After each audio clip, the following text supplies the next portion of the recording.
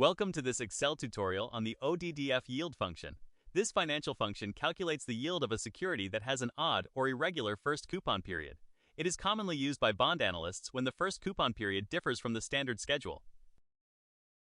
The syntax for ODDF yield is as follows: equals ODDF yield, open parenthesis, settlement, maturity, issue, first coupon, rate, price, redemption, frequency, and an optional basis argument. An important requirement is that your dates must satisfy this order: maturity greater than first coupon, greater than settlement, greater than issue. ODF yield takes 9 arguments. Settlement is the trade date, maturity is the expiration date, issue is the original issue date, first coupon is the date of the first coupon payment, rate is the coupon interest rate, price is the security's current price, redemption is the value per $100 face value at maturity, frequency is the number of coupon payments per year, 1 for annual, 2 for semi-annual, or 4 for quarterly. Basis is an optional day count convention from 0 to 4.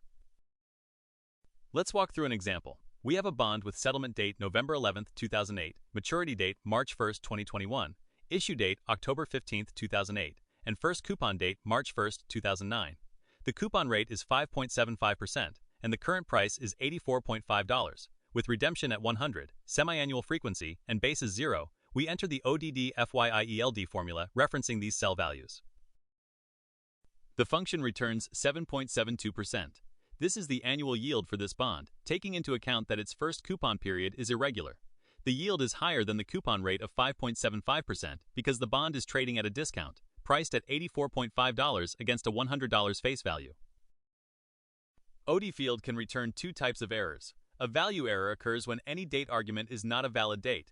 A num error occurs when the rate or price is negative, or when the dates do not follow the required ordering. Maturity must be greater than first coupon, which must be greater than settlement, which must be greater than issue. Here are 3 key points to remember. First, ODDFYIELD calculates the yield for bonds with an irregular first coupon period, whether shorter or longer than normal. Second, date ordering is critical. Maturity must be greater than first coupon, greater than settlement, greater than issue. Violating this produces a num error. Third, related functions include ODDF price for pricing odd first period bonds, and ODDL price and ODDLYIELD for bonds with odd last periods. Thanks for watching. If you found this tutorial helpful, don't forget to like and subscribe for more Excel tips and tricks. See you in the next one.